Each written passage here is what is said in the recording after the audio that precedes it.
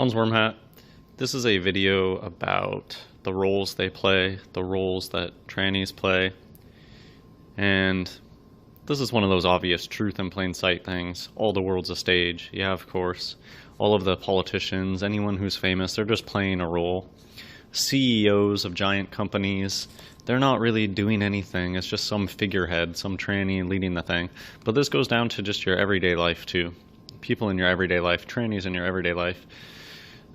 They tell us the truth about this, how, in Shakespearean times, and Shakespeare's just a fake, not even a real person. Who knows when that stuff was written? Could have been written just like 100 years ago or something. They tell us that the girl parts were really played by boys. What they don't tell us is that the boys' parts were played by girls. But the stage is everywhere. The stage of life. Theater of war. There will be just little clues like this everywhere, that you're surrounded by a big play that's happening. And who are the actors? A bunch of trannies. And regular humans are just thrown in the mix. They tell us the truth about this in things like The Truman Show. Truman is just one. True man represents a true man. And the entire world is just a bunch of actors acting out their little roles around them. And so it doesn't work exactly like the Truman Show, with people having a bunch of headsets in and like, okay, do this now. And I don't know, maybe the director in the Truman Show is kind of just a representation of the beast system. But all the little actors, they do get their little parts, and they have to follow their script. And it can be something as simple as the idea of red versus blue, which is something that I could expand on. I have one video on it, and I could probably do more videos, but it's just a really simple idea.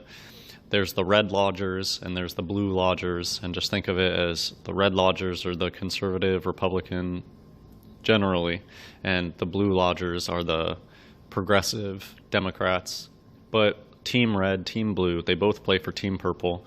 It's a divide and conquer tactic.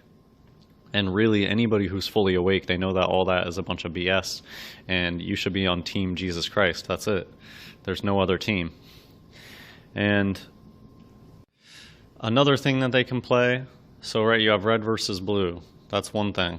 But that's usually like a label that they attach to themselves. Another label, or like another tactic they have, is good tranny, bad tranny. And this doesn't have to even be... most of these trannies, they're into this, the yin-yang idea, duality, good and evil. They think that they have their good half, and they think that they have their bad half.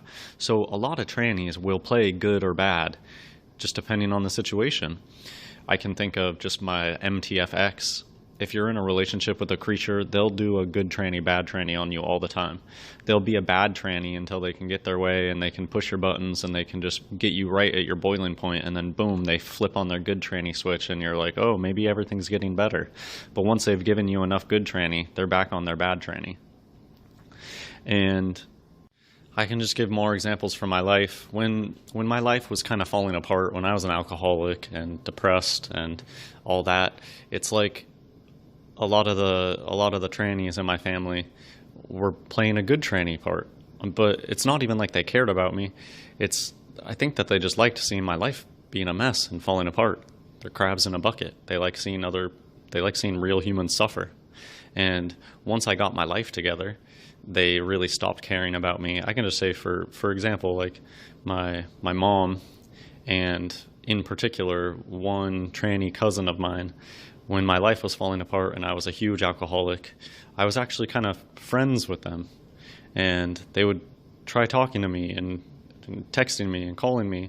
And now that I woke up, and now that I have my life together, and now that I'm with Jesus, they basically want nothing to do with me. And it's even worse than that.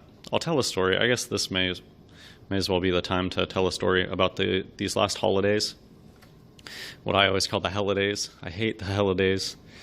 And so I went down to visit my family. Yeah, I still visit my family sometimes. I still talk to my family. And here's just a story so that you can see this is how it is if you live in a tranny family, which most people do. Most people live in a tranny family, whether or not they're willing to admit it. So I was sitting upstairs in my Rex Bros room, and my my Rexpro was in the house too, so I wasn't like alone up there.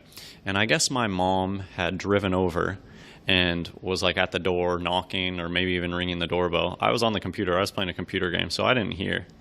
But I didn't have a call, I didn't have a text message or anything, but I just hear yelling out the window, and it was my mom yelling at me. Hey, what's up with you? Why won't you let me in? What, you don't want me to be here? Just tell me. You want me to leave? And I was like, well, whatever. Just do whatever. You want to leave? Go for it. I don't care. Because it was just like 0 to 100. I honestly didn't hear my mom drive up. I didn't hear my mom ring the doorbell or knock or anything. And she just starts out the conversation yelling at me about how horrible I am.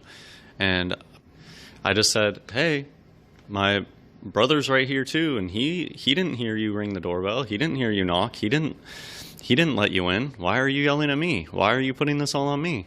You want to leave? Go, leave. And then my Rexpro came in, and I told him about what happened, and he tried to turn it all onto me and how I'm being a big meanie. And I told him, you're here. You could have let her in. Why is this all on me? You could have heard her. You could have let her in. So what's the deal? Who even cares? She was here. Hey, she got my attention. Do you want me to come let you in? No, they just want to start a fight with you. And then it's weird, like so then my Rexpro like leaves and goes over to my mom's house, and they have their little tranny powwow together, and just they put a whole negative mood on the whole thing. I don't want to be traveling all over for the holidays. I just want to relax. And they want to come in and just start a huge fight about everything. What? If you want to be let in the house, once you have my attention, tell me to let you in the house. You don't have to make a huge fight over it. But this is just how Tears act. Tearing up the place with their tear behavior. So yeah, my mom and Rexpro, they come back, and they come inside the house, and they have presents because it's Christmas or whatever. And just the first thing out of my Rexpro's mouth is, oh, here are presents for your boy Jesus. That's what they say to me. So they work together, and they're little, and see, none of that makes sense. Why is everybody mad at me? Anybody could have let my mom in the house. Why is it all on me? Oh, because I'm a real man. That's always the answer. Oh, because I'm not a tear. Because I'm not satanic. So it's just all one big game for them to make our lives miserable. Okay, so enough with that story time. The roles they play, so different roles. I'll talk about, this is a good time to talk about the role that my mom plays. And I'll throw a different role in there too right before, because my mom is definitely not a breeder. There's no pictures of my mom pregnant, and my mom never talks about being pregnant with me. And it's always my dad, my Rex dad, who talks about my birth story, and it's because my Rex dad is the one who carried me. Yeah, the FTM, they carry children all the time. So there's breeders out there. A lot of breeders are FTM. Think Rob Kardashian. That's like Rob Kardashian's job, to pump out babies for the system and to just stay behind, just stay out of the light while they're pumping out these babies. And so there's breeders, and also, so here's what I think my mom is a handler. And I think that this probably is a role played by non-trannies a lot of times. What makes me think of my mom as being a handler is, well, I always thought of my mom as being like, oh, the cool mom, who all the kids in the neighborhood all thought, oh, that's so, your mom is so cool. And I can give one story in particular. I've talked about this FTM tranny before. They got scripted into their life story, oh, you're going to have a teen pregnancy. And so this is an FTM, and this FTM had an MTF child. So that can't happen. A free Martin can't father an MTF. So what it means is this FTM was probably carrying the child, or there was a surrogate involved and they were just given a child. I've talked about this in other videos. Trannies have teen pregnancies all the time. That doesn't make any sense. It's scripted into their story. You're going to have a teen pregnancy. So the way that the story goes, and why it makes me think that my mom is a handler, is I've just found out through this FTM tranny told me once, oh, your mom is so awesome. Your mom gave me my first beer, is what they told me.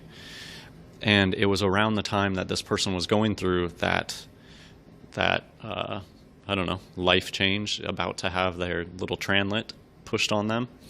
And that, to me, it just seems like a handler story. Like if a local tranny, if one of the trannies on the street where I grew up was having a problem and they wanted to go talk to somebody who wasn't their family, their tranly, they could go talk to my mom, who is kind of like a neutral party in terms of the cabal, right? And so a lot of trannies, they did use my mom as kind of a counselor figure. They would go talk to my mom about their problems, and yeah, she might give them an underage beer and be an ear to listen to them. And a lot of them, honestly, like thinking back to my childhood, and I always felt this way. Whatever, my mom was my mom. It's hard to really compare because you only have the family that you grew up in. It's one of those things where you can't know what it's like to live in another family, really. You just have what you have. But I could always tell that everybody envied my mom because they thought that she was like cool or whatever. But to me, my mom didn't take that role. My mom never gave me a beer and talked about my problems with me. Why was my mom taking on this role with all sorts of tranlets, but my mom never took on that role with me whatsoever? Never asked me about what my problems were, never sat me down and had those types of discussions with me. Never ever. And so that's what makes me think that my mom is a handler, has all this one-on-one experience with other people's tranlets, and was often thought as like the cool one, and oh wow, I wish I had a mom like you. And I'm just sitting there like, what are you talking about? There's literally nothing special about my mom whatsoever. And to me, just kind of a lot of bad stuff. It's like I was just a responsibility for her, and that really is what it is. Because I don't think she had anything to do with me being born, other than it's one of her MTF sisters who was a sperm donor. And so just one more story about my mom being a handler. My mom has always been closest with, I have an MTF cousin, and my mom is so close with that MTF cousin. They're like best friend status. But with us kids, no. Kids, hate that word. With who are supposed to be her own children, the relationship is nothing like that. What kind of a person has a way closer relationship with a niece than with their own children? Well, probably a handler that's probably had a big part in the raising of that tranlet. I guess just one more story that just came to my mind, so it's worth talking about. Around puberty age, my strat sister went on some trip to Costa Rica. There's something about Costa Rica. I hear a lot of stories about trannies going to Costa Rica. And so this is probably about the time that they took my strat sis and told them all the things. You're not going to have a normal period. You're going to have to take these birth control pills and stuff. I mean, they must already know something, because my sister, strat sis, was getting strep throat, getting that Adam's apple shaved down, getting all sorts of stuff. But it does seem like they have different illumination periods, and they often go away on a trip. And I always thought that was really weird. Why is my mom and my sister going away on a trip and just leaving us here? And it was all odd at the time. A lot of families, they take family trips together. They don't just go do things, little secret, separate trips. I never got a little trip like that with either of my parents. And so just little things like that. My handler mom was probably walking my sister through some of the illumination stuff. Okay, changing gears a little bit. Once you're waking up, once you're seeking the truth, you're going to run into a bunch of shills. That's paid opposition. We don't know how they get paid or if they get paid. I mean, they probably do. They might be part of their contract. So here I'm just going to talk about shills for a second and how it's clear that they play a role. So one aspect of shills, you'll notice that they're stuck to one platform or maybe two platforms. They'll be like a YouTube shill, and they'll have like 50 different accounts on YouTube, and they make comments to themselves, and they go try to stir up fights. But if you try to move them to a different platform, I spend a lot of time on Vote. Well, not a lot of time anymore because it's really a lost cause. But anyways, just to give you an example, a YouTube shill won't go off to another platform and talk to you there. It's like their part of their contract is through YouTube. You're a YouTube shill. You got to do your YouTube stuff, and maybe that just has something to do with how they're compartmentalized. It kind of made me think of these big tranny companies. You know, if you work for a defense company or if you work for a company that makes software, nobody knows how the whole software works. And this is kind of how the hive, it's a hive, tranny hive. No one bee, besides I guess maybe the queen bee or whatever, but even that's kind of just a breeder. No one bee knows how the whole system works. In these huge companies, no one person knows how the whole company works. They have their own little section. So that's kind of how these shills act sometimes. They just have their one little platform that they work on, but that's it. They can't venture out into other things. They won't have a whole persona. They'll just have like their YouTube persona, or maybe they'll just have their YouTube. I've just had some shills interact with me. They'll interact with me through YouTube, and then they'll just send me a bunch of emails, just flood me with emails. And it's like that's their day job, to just sit there sending me a million emails. And so this isn't just shills, this is just regular trannies too. It seems like they follow a script. They just don't seem organic. Just to give you an example, when you start calling out people for being trannies, especially FTM, when you call them trannies, they start talking about car transmissions. It's like, who told them all to do that? It's like they get trained somewhere to, make jokes about car transmissions. Because that happens to me so often, you have no idea. I call an FTM a tranny, and they're like, oh, well, what about this type of transmission, or this type of transmission, or they'll just say something like, well, what's that have to do with like a car transmission? Or it's the same old joke, the same tired old joke. It reminds me of Glory Days FTM, that they tell the same stories over and over, or stupid Rex dads that have the same joke every single time you see them. They're like a broken record. And other things that is scripted, when you call out a tranny, when they say, haha, you caught me. I have heard that so many times. Or here's another one that I've heard a lot. You call somebody out, you start calling out these tears for what they are, and they fling it all on you. Whoa, what's wrong with you? I can tell that your uncle raped you when you were little. You have no idea, and it's always the uncle. I've been told that so many times. Oh, what, did your uncle touch you when you were a little kid? They always throw that at you. Or sometimes they just say, so what? So what if I'm a transgender? Oh, trust me, it matters. And this just made me think of buzzwords. You gotta dissect the language down. Buzz, hive, bees. There's a reason it's called buzzword, the tranny hive. And just a few more things. I'll just end this video, and won't take me much longer.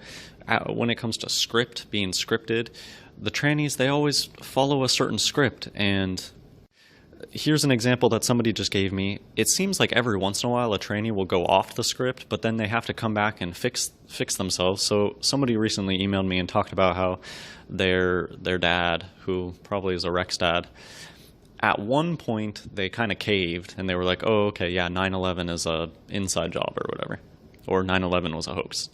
But then months and months later, they just make this one-off comment. Oh, did you know that one time there was a bridge fire and it collapsed just like the Twin Towers? So it really was real. And that's just like it. It's like they just undid everything that they had agreed to in the past. That's such a tranny move. And to me, what that reminds me of, I remember my Rex bro, a long time ago, my Rex bro, when I was totally asleep, would talk about, he brought up Sandy Hook being a hoax. But nowadays, if I ask him about Sandy Hook, he just shrugs it off and doesn't talk about it. Why the flip? Why did you used to be able to talk about Sandy Hook being a hoax, but now you can't? Another weird thing about my Rex bro, they told me, like they used to tell me to watch the movie They Live. And I just wonder what was going through your mind when you were like, watch this movie, go watch this movie. I just don't know what was going through their head. And similarly with my Rex dad, and there's certain things that it's like he's allowed to talk about it. Michelle Obama, he can talk about that one being a tranny. Even Donna Trump. My Rex dad will call Donald Trump Donna Trump because I kept pushing it. I'm like, Donna is a woman. And so like that. my Rex dad can admit to Michael Obama being a tranny. My Rex dad can admit to Donald Trump being a tranny, but that's like it. Can't admit to anything else as far as the trannies are concerned. And NASA, especially Flat Earth, has to shill for them so hard. No matter what I bring up about it, he just constantly brings up, oh, I'll buy you a ticket to outer space one day. It's ridiculous. And so it's like they're scripted. How come some things they can kind of cave on, but then others they have to just stand their ground? And it seems like the tranny hive, they get orders at a certain time that, okay, certain topics are okay now. But only for certain people too. Like think of the flat earth shills, the obvious tranny flat earth shills. Notice how even certain topics are taboo for them. And they all share the same map. None of them are questioning the map that comes out. It's like they all come out with the same playbook at the same time. And they have to just stop you there. It's flat. And here's the map. They're just handing you something else. Then their map is inside out. Totally wrong. But that's just another example. It's like, for some of the trannies, they're allowed to talk about certain things, but then that's it. And then notice they'll all push weird New World Order things like veganism and a bunch of BS. So just going back to my dad for 1 second, it seems like very, very recently, it seems like my dad has been allowed to do the Jew question and has just now started sending me emails about the Holo hoax.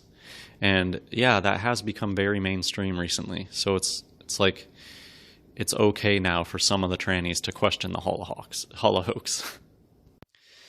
And one more thing about the NASA stuff. Some people have always been able to question the NASA stuff, but it seems like select people. In my past, I remember one of my cousins was always, oh, NASA is fake. But this cousin was a really dumb cousin of mine, somebody who was very, not book smart and got into trouble a lot. So I wonder if certain types are allowed to dissent because they're playing the role of a punk, stupid. It's like it was part of the fact that this person was denying NASA just made me think that it was really stupid. It's kind of the same idea behind they get the dumbest celebrity trannies out there to push flat Earth. It's not like they get somebody like Stephen Hawking to say, oh, you know what, it's all a bunch of lies, flat Earth. No, they get Tila Tequila to talk about flat Earth. My last little comment about this, the roles they play. Ever noticed how when a tranny kind of tries a new thing, it's like putting on an outfit for them? So my example that I'm using here is the free spirit tranny. When somebody decides that they're going to be a free spirit, a nature loving, that type of thing, it's like they put on a costume. They get into New Ageism. They try all these crazy fad diets. Maybe they'll do some colon cleansing stuff, CC33. They'll read all the lifestyle books. They'll follow certain YouTube trannies. They follow all these false prophets. They start brushing their teeth with sticks, right? It's like they go all or nothing. They start being into crystals. Like, why do they all follow the same thing? It's like they're following a script. Okay, that's it for this video. I'm really eager to see what you guys have to say in the comments. So please share any personal experiences you have, anything that this video made you think of. All right, God bless everybody.